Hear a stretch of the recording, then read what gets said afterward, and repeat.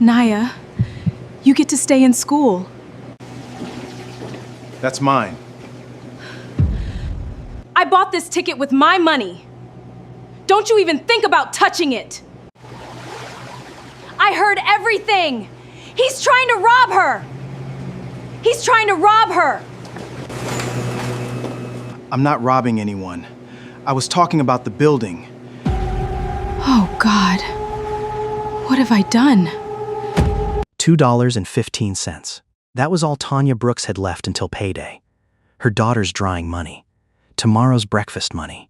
She counted it again in her cracked palm, even though she already knew the number too well. Near midnight, alone in the middle of a laundromat during a snowstorm, she looked at the flashing lottery ticket machine in the corner of the room. Then she did the thing she swore to herself for 14 months she would never do.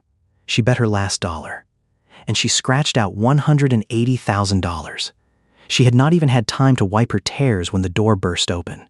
A man in an expensive suit stepped in to avoid the snow, pressed a phone to his ear, and dropped 2 words. "That's mine." The whole room turned to look at her like looking at a thief. Someone pulled out a phone to record. Someone called the police. Not a single person defended her. Not a single one. But that man was not talking about the ticket at all. And the real reason that made him freeze when looking at her would change both lives before this night ended. To understand, we must go back a few hours earlier to an almost empty laundromat and a woman who still did not know what this night would give her. Tanya Brooks knew the McNichols Corner laundromat belonged to her during the hours no one wanted it, 11:45 on Friday night. Outside, the snow fell so heavily that the streetlights were only blurry yellow halos trembling behind the white screen. Inside, 12 washing machines and 8 dryers stood in 2 rows under the neon lights, buzzing the kind of noise that Tanya was so used to hearing that she no longer heard it. The whole room had only her, the smell of cheap fabric softener, and the steady rumbling sound of a dryer spinning someone else's clothes. Someone else's clothes. That was what she did here. Not her clothes. She sat on the orange plastic chair that had faded to the color of cold cuts due to the years, folding every shirt of a family she had never met. Mrs. Delgado in the apartment complex across the street paid her $20 a week to wash and fold clothes for 4 children. $20. Tanya accepted, because $20 was $20, and because she had learned long ago that pride was a luxury that a single mother could not afford to buy. Her hands moved from memory. Fold, smooth, stack. Fold, smooth, stack. She did not need to look anymore. And she did not want to look much either, because looking down meant seeing her 2 hands. The skin at the finger joints cracked into tiny red lines, swollen. The patch of skin between the thumb and the index finger peeled, stinging. That was the trace of the industrial dishwashing chemical at the restaurant where she worked the evening shift, and of the bulk-sized laundry detergent that she used here, the kind that never came with a decent pair of gloves. Before, her hands were not like this. Before, 3 years ago, these 2 hands used to measure blood pressure, used to draw blood, used to tightly hold the hands of scared patients and tell them that everything would be fine. But that was the story of a different Tanya. A person that she did not allow herself to remember for too long, because remembering hurt, and hurting wasted energy, and energy she did not have to waste. She glanced at the clock on the wall. 12 minutes to 12. Her office cleaning shift started at 1 in the morning, at the insurance building on the downtown street. 3 hours of mopping floors, vacuuming, emptying trash in the rooms where during the day people sat deciding the lives of people like her. From now until then, she had 2 tasks left. One was finishing folding Mrs. Delgado's pile of clothes. The remaining task she did for herself. She placed the last shirt onto the folded pile of clothes, smoothed it flat, then reached for the cloth bag nearby. Inside was a small carton of milk, a packet of salty biscuits, and a water bottle, her dinner. She looked at it for a long time. Then she folded the mouth of the bag, taking nothing out. She was not hungry. That was what she told herself. The truth was she had not eaten any decent dinner in 9 days, but that milk, carton, and biscuit packet were for Nia, saved for the morning, in case tomorrow morning there was nothing left in the fridge. A mother learned the way to turn her hunger into a number that could be delayed. Eat tomorrow. Eat when receiving pay. Eat when Nia was already full. Nia. 6 years old. Right now, the little girl was sleeping in the one-room apartment 4 blocks away, being watched by Mrs. Okafor downstairs on the nights Tanya worked double shifts. In exchange, Tanya cleaned the shared hallway on Sundays. Her entire life now operated on exchanges like that. Without money, then people paid each other with strength, with time, with sleepless nights. Before leaving home tonight, Tanya did the thing she did every night. She knelt down next to the mattress spread on the floor, kissed Nia's forehead, and listened to the little girl whisper in her sleep. Then she placed on the table next to the head of the bed exactly $1. $1 for the dryer at the laundromat tomorrow morning, so the little girl would have dry, warm clothes to go to school. That was the rule of the mother and daughter. Every night, $1.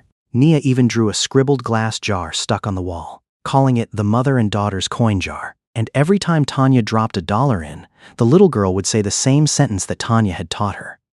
"We are not rich, but we are kind." Tanya did not remember since when she started saying that sentence to her child. Perhaps from the night she sat on the kitchen floor crying silently after losing her job, and Nia, only 4 years old at the time, toddled over, placing her tiny hand on her cheek. Since then, the sentence became a sort of amulet, a reminder, a rope she clung to so as not to fall into a darker place. We are not rich.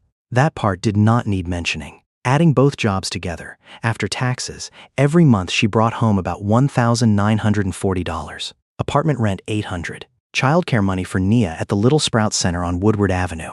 Electricity money, phone money, bus money between the 2 workplaces. Those numbers ran around in her head all day like a chant with no end, and at the end of the month, the answer was always the same. Nothing left. Any month that was quite good, then exactly 0 remained. Any month that was bad, then negative. This month was a bad month. Her phone vibrated on the plastic chair surface. She picked it up. A message from Little Sprouts. The few words appearing on the cracked screen were like cold water pouring straight into her chest. Reminder, your account is past due. Outstanding balance, $410. If this amount is not paid within 7 days, we regret we will not be able to keep the enrollment spot for child Nia. Tanya looked at the line of text, her jaw clenched, her throat closed up. Because she understood what that message really said beneath that layer of polite words. No childcare spot meant not being able to go to work. Not being able to go to work meant no rent money. No rent money meant no home. That vortex she did not need anyone to explain. She had been spinning around the drain for 14 months already. This message was just the water current pulling a little harder. $410. She had $2.15 in her wallet. Salary was still 3 days away. She put the phone into her coat pocket, the thrifted coat she bought for $4 at the charity shop, baggy enough to swallow her thin body. She stood up. Mrs. Delgado's pile of clothes had been folded, stacked neatly in the basket. Still half an hour before having to leave. She should have sat down to rest. She should have drank water, eaten a few biscuits, to save strength for the night shift. Instead, her eyes slid again towards the corner of the room. Towards the automatic lottery ticket machine standing next to the change machine, shining red and green lights, printing names sounding like promises. Lucky 7. Cash Storm. Winter Gold. Each ticket a few dollars. Each ticket a door leading to another life.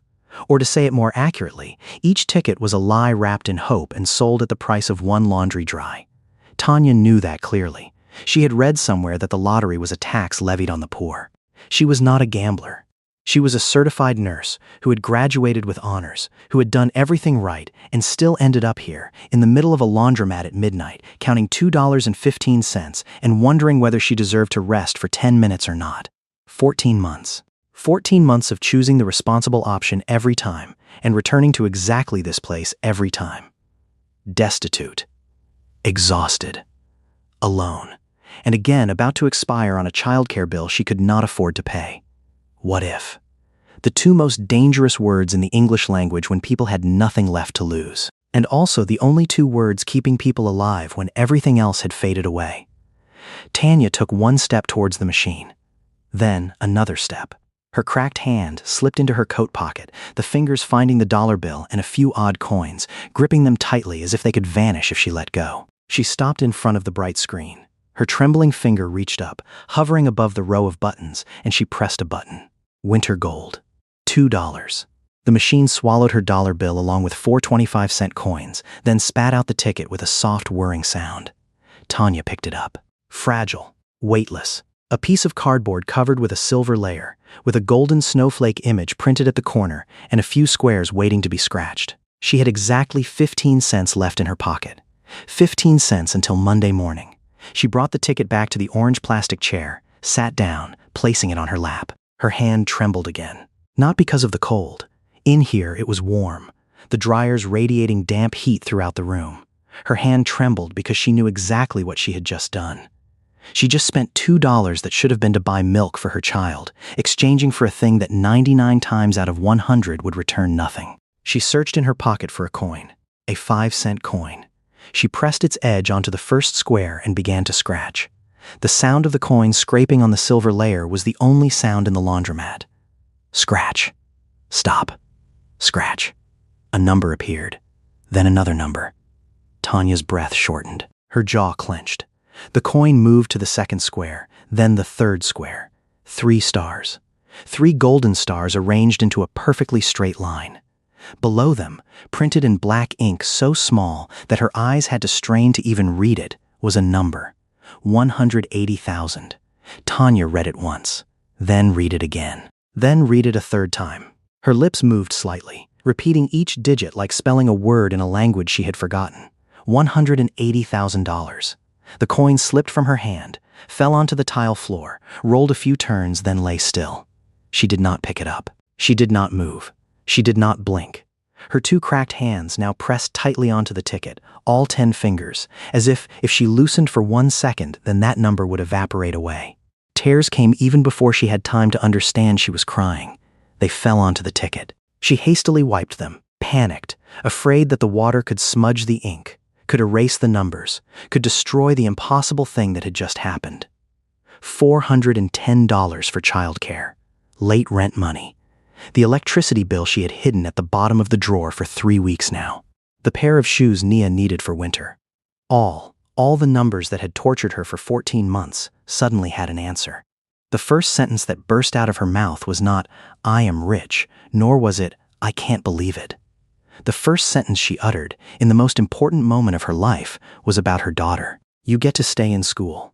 Mom got to keep you in school." That was what $180,000 meant to Tanya Brooks. Not a new car, not a vacation, not any abstract freedom at all. Just Nia, just safety, just one more day that her child did not have to pay the price for her mother's situation. The wind chime hung on the glass door rang. The door burst open, accompanied by a gust of cold air and a few snowflakes blowing in.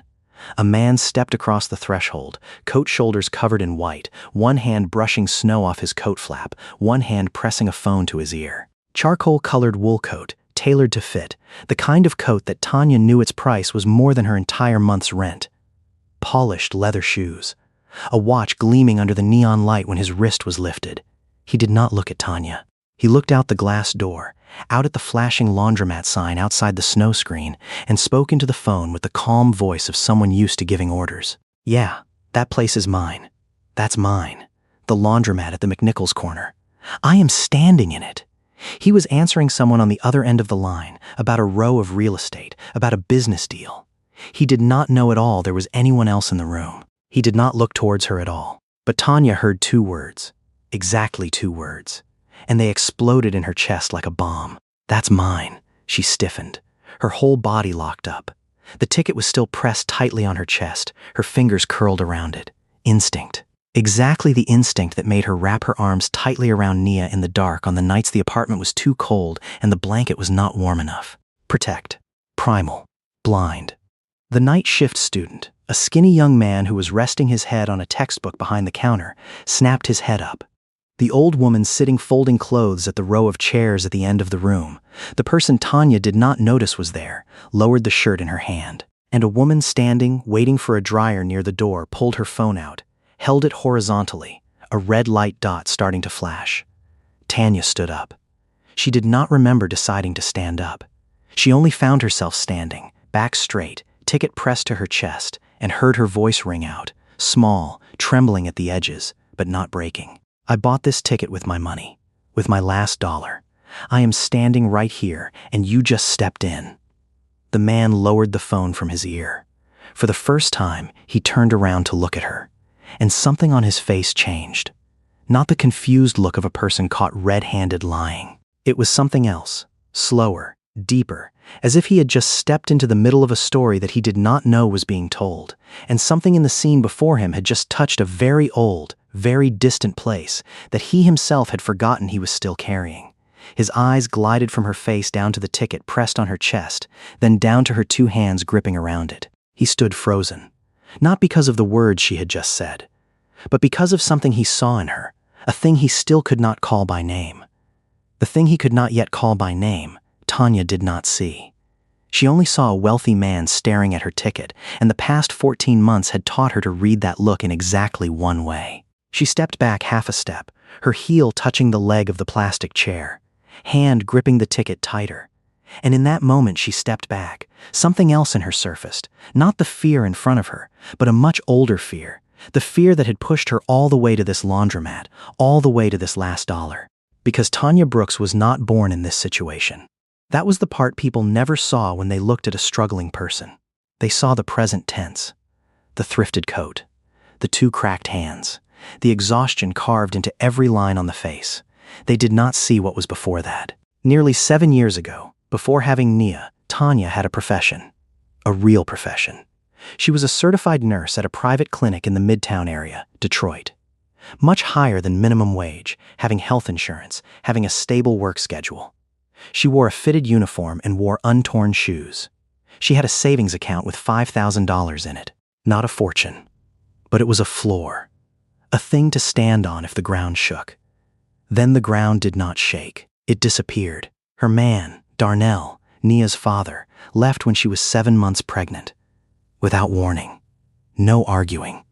Just a slip of paper left on the kitchen counter and an empty closet where his clothes used to hang. 3 sentences. I cannot do this. I am not ready. Do not call me. She did not call. She did not have time. She had a baby about to be born and a lease contract that she now shouldered alone. Nia was born 3 weeks early. A difficult birth. Postpartum hemorrhage kept Tanya hospitalized for 6 days. Recovery took 4 months. 4 months she could not work. 4 months without a single paycheck. The clinic replaced her after 8 weeks. They called that restructuring. She called it by its true name. She had disappeared, and the world still spun steadily without needing her. The savings held out for 6 months. Then the numbers caught up, in the way they always caught up. She applied to 9 clinics after recovering. 3 interviews, not a single callback. The gap in the resume. The lack of reliable childcare for her to commit to working full-time. The invisible mark that poverty stamped onto a person even before they had time to open their mouth. Recruiters smelled instability just like animals smelled fear, and they reacted exactly the same, by keeping their distance. So Tanya accepted what she could find. A kitchen assistant position for the evening shift. An office cleaning shift at dawn. 2 jobs combined paid less than the nursing position she once had, demanded twice the number of hours, and took away from her all the dignity that she once carried without needing to think about. But she never stopped. That was what the numbers on paper failed to capture in Tanya. She did not have the luxury of bitterness. Bitterness required an energy she could not afford. So she replaced it with movement, with habit, with the mechanical discipline of a woman who had decided that collapsing simply was not an available option for her. She never begged anyone for $1, never skipped a work shift, never let Nia see her cry. She just kept stepping. And now, the man wearing the charcoal coat was looking at her gripping the ticket, and she was waiting for him to do the thing that the world always did. But that man did not see a struggling person.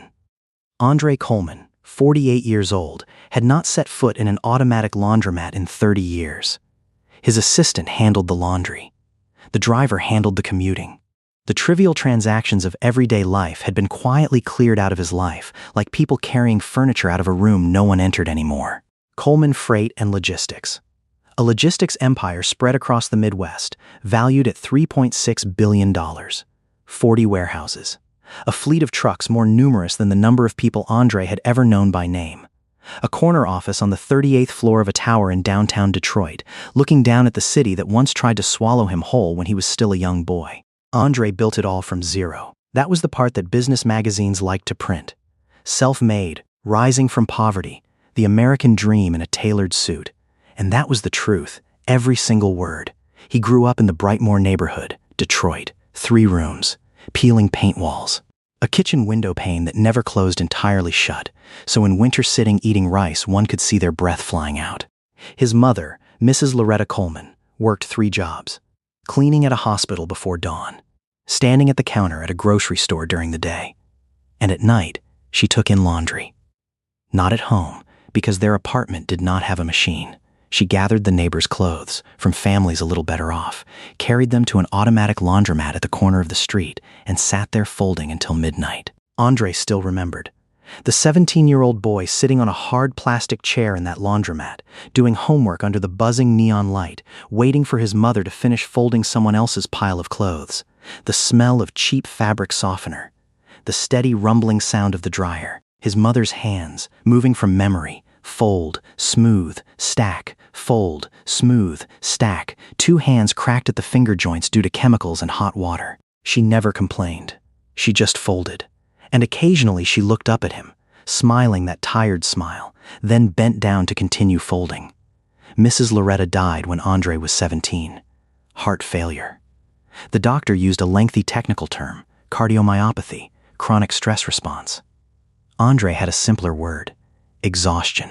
She had worked to death so her children would not have to be so. The last thing she said to him, he remembered it the way people remember a scar, not remembering the moment being cut, but remembering the shape it left behind. Never forget where you started, son. The day you forget, you will turn into exactly the kind of person who used to look down on us. He had not forgotten. Not entirely. The memory was still there.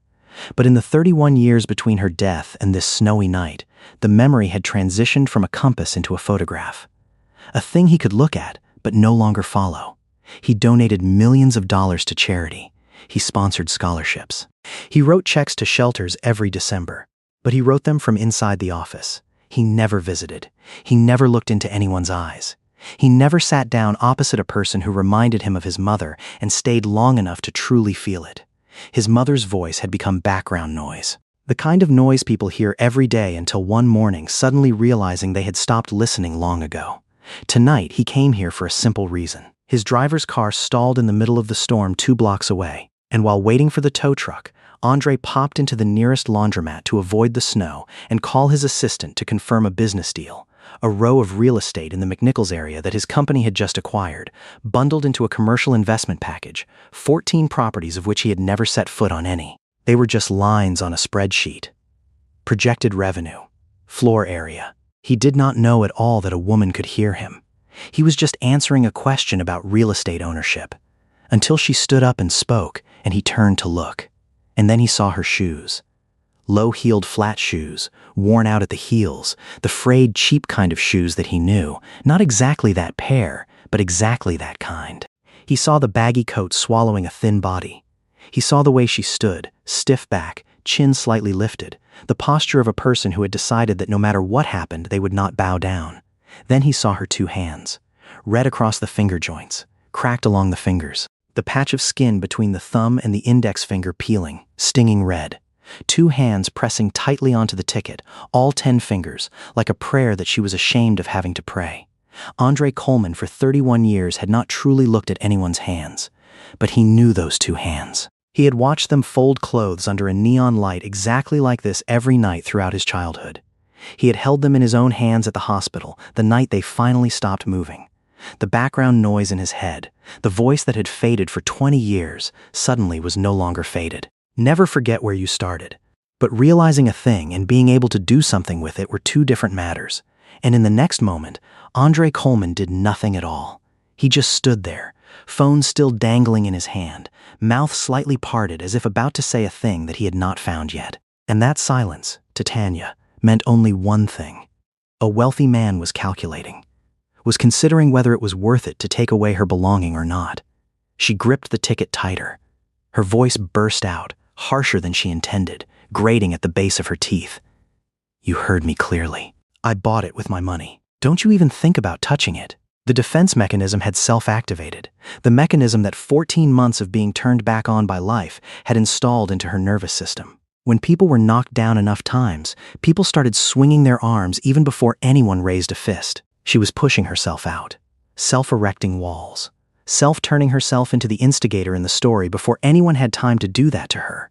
"I did not intend to take anything," Andre said. His voice was calm, but there was a little something beneath it that just cracked. "You misunderstood. I was talking on the phone." "Right." The woman standing near the door, the person who was still recording on her phone, spoke up. Her voice was shrill, gloating the kind of way of someone who just caught a good drama. "I heard everything. He said that's mine when she was holding the ticket. Too obvious, isn't it? I spoke about the building." Andre turned to her. "I own this shop. I was talking to the assistant about real estate, not about the lottery ticket." "You own this shop." The night shift student repeated, slowly, and those few words hung suspended in the air like smoke. Tanya saw the looks in the room change color, saw the deadly logic being pieced together in everyone's heads. He owns the shop, so he owns everything in it.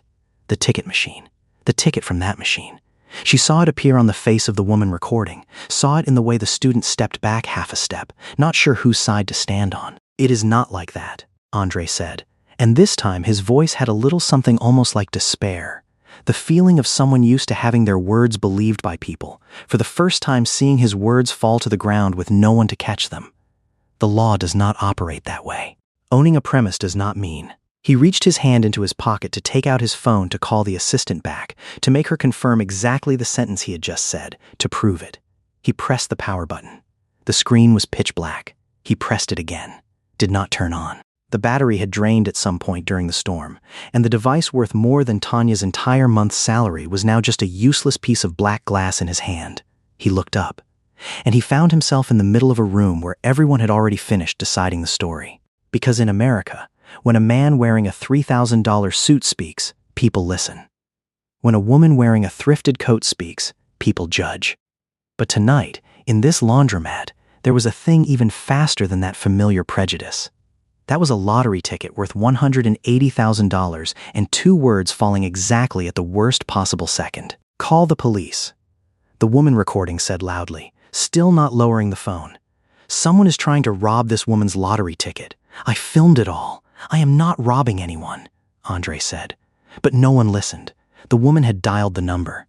Tanya vaguely heard her voice saying the address, saying dispute, saying a man and a woman. And while she spoke, Tanya stood there, the ticket pressed to her chest, and felt an unexpected thing rising inside her. Not triumph because someone defended her, but a vague unease, a premonition that this matter was sliding out of everyone's hands. The old woman sitting at the back row of chairs placed the shirt she was folding down. She looked at Andre, then looked at Tanya, then looked at the woman recording, and on her wrinkled face there was a look of caution, as if she was the only person in the room feeling that something was wrong with the way the story was being pieced together. The siren sound grew louder outside the snow screen, then stopped. Car doors slammed. The sound of footsteps on the snow surface. The glass door burst open. The wind chime rang, and 2 Detroit police officers stepped in, shoulders covered in snow, walkie-talkies crackling at their waists, hands placed near their belts. "Someone reported a dispute," the first police officer said, rolling his eyes across the room. And Tanya looked at his eyes. Watched them move from Andre's suit to her thrifted coat. Watch them perform a calculation in less than 2 seconds, the calculation that took place even before the conscious part of a human had time to boot up. What happened here? And then the whole room fell into a silence, the heaviest silence Tanya had ever known, heavier than the empty apartment the night Darnell left, heavier than the quiet clinic when they told her that her position already had someone else. Andre stood on one side, 2 washing machine rows away from her. She stood on the other side, back straight, ticket pressed to chest. No one stepped towards anyone. No one said a word. 2 human beings, separated by 3 meters and a whole world, stood there under the buzzing neon lights, while on the ceiling, right above the lottery ticket machine, a small black camera eye flashed a red light, steadily, silently, recording everything. That red light was the thing that saved her. Not the words she spoke, not the truth. A mechanical eye on the ceiling, emotionless, not biased toward anyone. There are cameras. The night shift student spoke up, and his voice broke mid-sentence due to tension. He pointed towards the small screen placed behind the counter. 4 corners. It recorded everything, even the ticket machine. The first police officer nodded. Rewind. The last 30 minutes. The student bent down to the keyboard, his fingers trembling. The screen flickered. The images ran backward, the timestamp at the corner rolling backward. 11:50, 11:40, 11:38. He pressed play. The tape was black and white, grainy but clear enough. An angle shot from the ceiling down, encompassing the whole room. The washing machines. The plastic chair row. The lottery ticket machine in the corner. The glass door. The whole room gathered around the tiny screen behind the counter of a laundromat at midnight as if it was a piece of evidence in a court trial. Tanya. Andre. The two police officers. The student. The woman who had recorded now had lowered her phone. The old woman. All stared at a slice of life that had just passed being played back. The tape showed Tanya stepping up to the ticket machine. Showed her standing there for a long time, back slightly bent, one hand gripped in her pocket. Showed her pressing the button, showed the machine spitting out the ticket, showed her bringing it back to the chair and sitting down to scratch, alone, without anyone else in the frame. Then, at the 11:51 mark, the door burst open. Andre stepped in, walked straight to the middle of the room, phone pressed to ear. His body turned toward the glass door, one hand waving lightly towards the outdoor sign. His eyes looked outside, out at the sign, not looking at Tanya, not looking at the ticket, not once stepping towards the ticket machine, not once getting close to the corner of the room where she was sitting. He just stood there talking on the phone, face facing the street, while 3 meters away from him, a woman was crying over a piece of cardboard. The camera had no sound, but it did not need to. Everyone clearly saw what had happened. He was talking about the building. The first police officer stood up straight, looked at Andre, looked at Tanya. It is pretty clear already. He was making a phone call. He was not talking to you, miss. The room shifted. Not noisy, not dramatic, only a slow, quiet unraveling of everything that had been pulled tight for the past 10 minutes. The recording woman put her phone in her pocket, said nothing, avoiding looking into anyone's eyes. The student breathed out. The old woman at the end of the room nodded slightly, as if confirming the thing she had a premonition of from the start. And Tanya stood there, the ticket still pressed to her chest, eyes glued to the screen where the tape was still running. She watched herself point a finger at the ticket machine, watched herself put the last dollar in, watched that man step in behind her and not once come close to anything she touched, and shame crashed down like a wave she did not foresee. Not the ordinary kind of shame. Not the kind coming from misspeaking a sentence at a party or tripping in a crowded place. This was deeper, heavier, the kind of shame living in the distance between the thing you did and the reason you did it. She had just accused a man in front of strangers. She had called him a robber, with her eyes, with her voice, with her fear, and he did nothing at all besides standing in the wrong place at the wrong time and speaking 2 words into a phone. But she knew why she did it. That was the worst part. She knew exactly why. Because 14 months of losing everything had rewired her nervous system to consider every unexpected thing as a threat. Because when people had been knocked down enough, people started swinging their arms even before anyone had time to raise a fist. Because $180,000 was Nia's future, and she would fight an entire storm to protect it. Because when he was the only person in the room looking like a danger, her exhausted brain did not have time to ask whether he was truly a danger or not. Her chin trembled. Her eyes burned. She opened her mouth, intending to say something, an apology, an explanation, but words got stuck somewhere between her throat and her self-esteem. The 2 police officers closed their notebooks. "There is no crime here at all," the second officer said. "Just a misunderstanding. Congratulations on your winning ticket, miss." They stepped out. The wind chime rang behind them. And then the old woman at the end of the room stood up. She took a few steps towards Tanya, resting one hand on the edge of the washing machine, and turned to speak to the whole room, but mostly to the woman who just put away her phone. "I sat here from the start." Her voice was hoarse but firm. "I saw this girl scratch the ticket alone, and I saw how fast you people surrounded her when thinking she did something wrong. She didn't do anything wrong. She was just scared. You people should feel ashamed, all of you." The recording woman lowered her face and silently walked out the door. And in that remaining silence, Andre Coleman did the thing that for the past 10 minutes no one had done. He started stepping across the boundary. He walked around the head of the washing machine row, separating the 2 of them, slowly, 2 hands held loosely at his sides to show her they were empty, and he stopped 1 footstep away from Tanya. Close enough for her to see that on his face there was not a bit of anger. Close enough for her to see a thing that she was completely unprepared to face. He looked at her, and he said, his voice very soft, only enough for the 2 of them to hear, "You do not need to apologize to me. You have every right to protect the only thing standing between your child and the darkness." Andre continued. He paused a beat, and when he spoke again, his voice was different, lower, as if each word was pulled up from a very deep place that he had capped for 30 years. "My mother also used to hold her pay envelope exactly the way you are holding that ticket. Both hands, pressed to the chest, as if she loosened for 1 second, then it would disappear." Tanya stood still. That sentence was not like anything she expected from a man like him. It was not a word of bestowal. It was not pity. It was something she could not name, a recognition from a person having no reason to recognize her. "How do you know I have a child?" she asked, her voice still hoarse.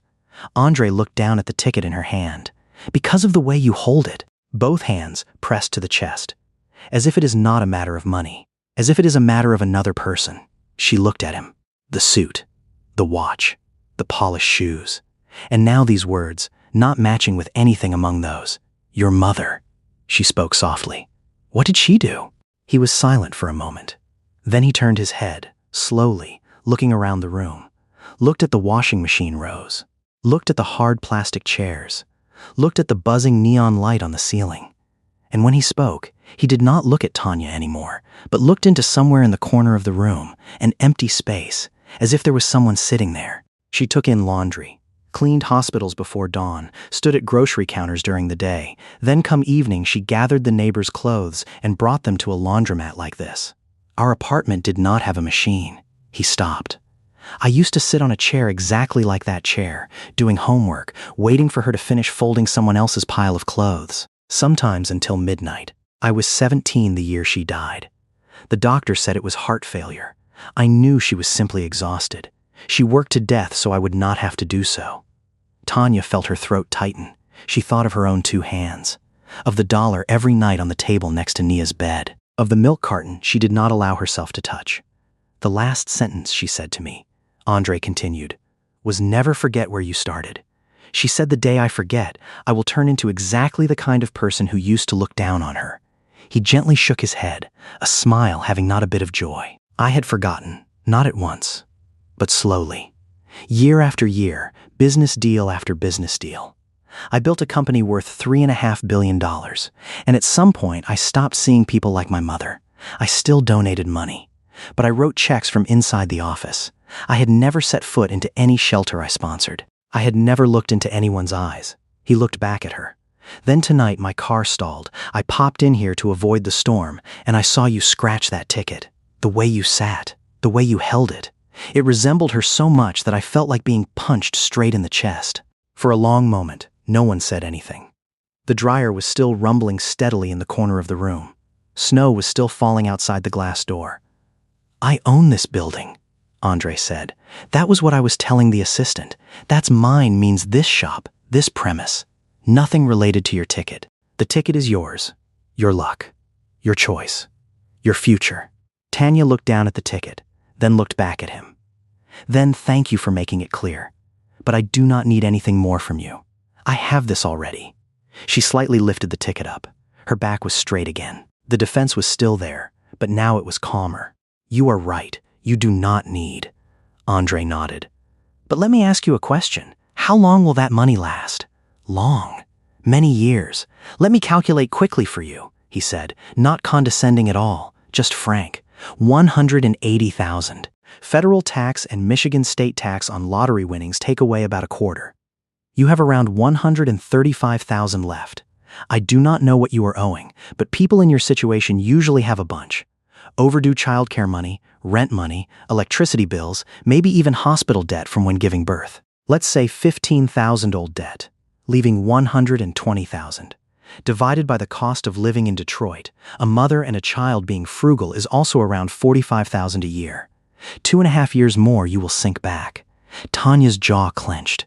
She hated the fact that that calculation made sense. She hated the fact that she had done a version of it herself in her head already and got the same answer. "That money is a bridge," Andre said, "not a destination. It buys you time. But time without a plan is only a longer fall." He paused. "I do not give anyone charity money. My mother taught me that dignity is more important than money. But I invest in people. And in the past 10 minutes, you just showed me a thing. You made clear-headed decisions under terrible pressure. That is the rarest thing I have ever seen. Rarer than degrees. Rarer than connections. What are you talking about? Tanya asked. My company is about to open a program. Recertifying those who have a profession but got broken halfway. Nurses, medical assistants, technicians. 6 months. Tuition is covered. Having childcare support throughout the study time. End of the course is a real position at one of my partner hospitals. He looked at her. You used to be a nurse, right? I guessed from the way you stand. Your back is straight like someone used to standing whole shifts. Tanya did not answer right away. She looked at him exactly the way she had looked at the ticket before buying it, considering, calculating, finding the trap. Where is the trap? There is no trap. You come every day. You work. You finish the course. That's it. She looked down at the ticket one more time. Then she looked up, and when she spoke, her voice was solid. If I agree, I do it my way. I come on my own 2 feet. I am not a charity case. I am not a beautiful story for your company to take out and tell. I am a mother needing a job enough to raise my child without having to count every cent at midnight. If you understand that, then we can talk. Andre held his hand out. That is exactly what I am offering. Tanya looked at his hand. Clean, nails trimmed neatly, the watch on the wrist probably worth more than her entire year's rent. Then she held out her cracked hand and grasped it. Firm. Not hesitating. The handshake of a woman who just made a decision, not because someone saved her, but because she chose. That handshake did not fix anything right in the night. It did not pay the childcare money. It did not melt the snow out there, did not make the apartment warmer, did not erase the 14 months that had imprinted on Tanya. A handshake was just a handshake. The hard part lied in all the days after it. The first week almost knocked her down. Tanya sat in a classroom at Wayne Community College, surrounded by students a whole dozen years younger than her, their fingers gliding on the keyboards while she struggled recalling medical terms she had not used for nearly 3 years. The instructor went fast. The lessons defaulted to a foundation that Tanya had dropped somewhere between the 300th shift and the 100th skipped dinner. Friday evening she went home, sat down flat on the kitchen floor of the apartment she still could not afford to pay, looked up at the ceiling, and that word appeared in her mouth. Give up. It lay there, easy to say, impossible to swallow. She did not give up.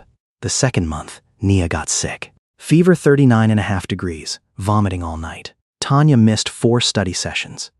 The program coordinator called on the 3rd day, voice rigid. Rules were rules. 3 unexcused absences was elimination. Tanya called Andre at 11 at night. Not to ask for money, not to beg, to ask for time. I need 2 more days. Her voice was thick and hoarse. Nia fell asleep leaning on her chest, body still radiating heat. My child is sick. I cannot leave her. I am not asking you to break the rules. I am asking you to remember why I am present there. Andre was silent for 3 seconds. Then he said, You take the rest of the week off. Let me handle the coordinator. But Tanya, return there. She returned on Monday morning. Nia was already at Little Sprouts with a pediatrician's note, and Tanya sat in the front row with a notebook, a pen, and the rock-hard determination of a person who was just handed one more chance and would not waste it. The 4th month, exam day. The nursing assistant certification exam. Tanya sat at a computer desk at the school, her 2 hands for the first time after many months kept still without trembling. She finished in 46 minutes, passed with the highest score in the course. When the result appeared on the screen, she did not cry. She only breathed out, long and slow, like letting go of a breath she had held in for 3 years. The 6th month, a call. Beaumont Community Medical Center, full-time nursing assistant position. $44,000 a year. Health, dental, vision insurance, paid sick days, 12 vacation days. She almost dropped the phone. Meanwhile, the lottery money went through her life in the way water goes through a filter, carefully, intentionally. She paid off debts first. Late childcare money, missing rent money, the electricity bill she had hidden at the bottom of the drawer, the hospital bill from the emergency room when Nia was just born. All gone. Clean. Then deposit money for a 2-room apartment in the Boston Edison area, 2nd floor, clean building, having a small playground in the back, and a room for Nia with a window facing east so morning sunlight would come in softly yellow. $20,000 she put into a college savings account under Nia's name. The rest became an emergency fund, untouched, lying still in the bank like a promise she told herself. She treated that money exactly the way her mother used to teach her to treat everything. With respect, with intention, with a forward-looking view. Nia entered first grade at Boston Edison Elementary School in September. The first week made 2 more friends. Friday afternoon brought home a drawing. Crayons on white paper. 3 human figures. The tallest figure had braided hair, laughing really loudly. That was Mom. The smallest figure wore a purple dress, hugging something round and brown. That was Nia hugging the teddy bear named Honey. And beside the mother and daughter, standing slightly separated a bit, taller, drawn with dark crayons, was a third human figure, standing close, but not too close. Like a person present there, but not wanting to intrude. Tanya looked at the drawing. "Who is this? Child?" "Uncle Andre," Nia said, calmly, as if that was obvious. Then the little girl tilted her head to look at her mother and asked the sentence that Tanya would still remember for a very long time. "Mom, when he was a kid, did he also sit waiting for his mom in a laundromat like us?" Tanya froze. She had never told Nia that story. She did not know where the little girl heard it from, or if she pieced it together herself from the fragments she picked up, in the way children still understood more than we thought. She knelt down to her child's level. "Right," she said softly. "He did. He waited a very long time." Nia nodded, satisfied, as if that explained everything. "Then he understands." Then the little girl ran off to find the honey bear. Tanya stuck the drawing onto the refrigerator door with a magnet and stood there in the kitchen of the new apartment. Silent. The floor was still empty, not yet having a rug. The living room window did not yet have curtains. But the heater ran well. The door locked from the inside. And for the first time after 14 months, Tanya Brooks cried. Not because of fear. Not because of exhaustion. Not because of the heavy weight of single-handedly shouldering everything. She cried because that weight, finally, had been lifted a little. Enough to breathe. 6 months after that, Andre stood on a speaking podium in the banquet room of a hotel in downtown Detroit. 200 people sitting below. Investors, city council members, social workers, journalists. And in the second row, wearing the nursing uniform because she came straight from a shift and did not have time to change, was Tanya Brooks. Andre announced the Loretta Coleman Fund for Working Parents, named after his mother. Starting capital of $8 million from his own company. Childcare support during vocational training time. Recertification grants for those having gaps in their resumes. Housing retention support when people are transitioning from unemployment back to work. Emergency fund for those moments a child develops a fever and a mother has to choose between a job and her child. Not charity, but infrastructure. The kind of foundation that does not only give people a fish or teach people to fish, but also builds the dock, clears the water surface, and ensures there is a place to stand while casting the line. He spoke for 11 minutes. Then he introduced the newest member of the fund's advisory board. Not a policy expert. Not a professor. A woman who understood exactly where the system collapsed because she had fallen through every single crack of it. Tanya stepped onto the podium. Her hands trembled. Exactly the 2 hands that had trembled when scratching a $2 lottery ticket in a laundromat on a snowy storm night. Exactly the 2 hands that had pressed the ticket to her chest when she thought someone intended to rob it. Exactly the 2 hands now gripping the edge of the podium in front of 200 people. She did not read from paper. She did not need to. About a year ago, I stood in a laundromat with $2 and not a bit of hope left. A soft laugh spread in the room when she told about Nia's drawing, about the honey bear, about the story of listening butterflies. The difference was not luck, nor was it that lottery ticket. The difference was a person who looked at me like a person worth investing in, not a charity case, not a story, not a statistical number. She paused. Right at this moment, there are mothers sitting in waiting rooms, filling out papers, making them prove that they deserve to be helped. There are people choosing between a medical visit and a meal. These are not exceptional cases. This is the system operating exactly the way it was built, and it was not built for us. This fund is, and I am here to make sure it will remain so. The room fell silent for a beat, then burst into applause. Andre sat in the front row. He did not clap. He did not need to. His mother's voice, for the first time in 20 years, no longer reminded him to remember. It was simply silent. The kind of silence coming when people finally do exactly one right thing. That evening, at the new apartment, after Nia had slept with the honey bear with one folded ear because of many years of being loved, Tanya opened the table drawer next to the sofa and took out a thing. A piece of paper. Faded. Wrinkled. The golden foil layer was dull.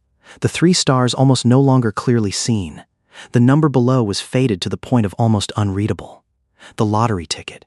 She handed it to Andre, who was sitting on the sofa she bought from a second-hand store and reupholstered by hand. "I want you to keep it." Andre looked at it. "You claimed the prize several months ago already. Now it is only a piece of paper." "That's right," Tanya said. "It is only a piece of paper. But it is the piece of paper that started everything. You once said that's mine about your shop. As for this, I want it to be yours. Because without that misunderstanding, then none of this would have happened at all. This ticket is not only mine, it is of both of us." Andre took it, slowly, with both hands, carefully, as if it was heavier than the weight of a sheet of paper. He looked at the faded numbers, the scratch marks, the ghost of the golden foil layer, and he thought of a woman 30 years ago in a laundromat, folding someone else's clothes until midnight, 2 cracked hands moving from memory. He tucked the ticket into his inner shirt pocket, close to his chest. Tanya wore new shoes now. Still work shoes. Still practical. Still the durable kind. She did not change who she was. She only changed where she stood. On the refrigerator door, the drawing of 3 people was still stuck there under a magnet. Next to it, newer, was a faded laminated lottery ticket that Andre had brought back to hang up, right here, in this kitchen, because he said a thing like that should not lie in a person's pocket. It should lie in a place where a child could see it every morning and ask where it came from. "We are not rich, but we are kind." That was the sentence Tanya still said to Nia every night when dropping $1 into the jar. The only thing was now the jar was fuller, and the sentence carried another meaning. No longer a rope to cling to so as not to fall. Now it was a thing she dropped into the jar along with the coin, every night, in a kitchen with a door lockable from the inside. 2 years after the snowstorm night and 2 misheard words, a woman pushed the door and stepped into the McNichols Corner laundromat near midnight. Snow on shoulders. A bag of clothes draped over her arm. Exhaustion imprinted around her eyes. She went to the washing machine, put the bag down, then stood there for a long time. Her eyes kept sliding towards the lottery ticket machine in the corner of the room. In the palm of her hand, tightly gripped, were the last few odd coins. The night shift student behind the counter was not the student from years ago. This one was younger, just started working a few months ago, knowing nothing about the snowstorm night that once happened right in this room. He only saw a tired woman standing hesitantly in front of the ticket machine and a piece of laminated cardboard someone had nailed onto the brick wall next to the change machine, an old faded lottery ticket that he never understood why people hung it there. Below the ticket, there was a small line of text someone had handwritten onto a piece of card and framed. "We are not rich, but we are kind. If today you have exactly $1 last left, please talk to the person working the counter before you spend it." The woman did not read that line of text. She was looking at the machine, her hand gripped tighter around the few odd coins. The student did not know the whole story, but he was told to do one thing when starting work, a strange thing that he did not ask the reason for. If seeing someone standing too long in front of the ticket machine with a facial expression like about to trade the last thing they had, then call a phone number pasted under the counter. There was a fund. They would send someone over. Not noisy, not flashy. Just a person sitting down beside and asking what she needed. He reached his hand under the counter. 2 years ago, Andre Coleman stepped into this laundromat and spoke 3 words that changed everything. "That's mine." He was talking about a building. But the universe heard another thing. It heard a man, for the first time after 30 years, taking on responsibility with a stranger. With a moment. With a life he did not know he was about to change. Sometimes the biggest transformations begin from the smallest misunderstandings. And sometimes, "that's mine," does not mean that you are taking away a certain thing. It means that you are ready to give. Poverty cannot erase dignity. Wealth does not guarantee compassion. And the distance between a person's worst day and their best life is often only another person willing to look at them as a human being. Not a problem. Not a project. Just a human being standing in a laundromat, gripping a last coin, hoping for something better. This story is fiction, but the hardships in it are real. In America, millions of single-parent families are living right on or below the poverty line. Those barriers, childcare costs, gaps in resumes, healthcare access capability are real things happening to real families every day. The woman in the laundromat tonight did not know about the fund. She did not know about Tanya, about Andre, about the snowstorm night 2 years ago. She only knew she was tired, she was gripping the last coin, and the machine in the corner of the room was flashing a promise. She did not yet know that tonight, unlike Tanya's night, there would be a person sitting down beside her before she had time to bet. If this story touched you, stop for a second and think about the most recent person you walked past without truly looking. Maybe they are gripping their last coin. Maybe they just need a person to sit down. And the student, hands still kept under the counter, looked up at the woman still standing in front of the machine and opened his mouth to call out over. "Miss, wait a moment. Can I ask you a question before you press the button?"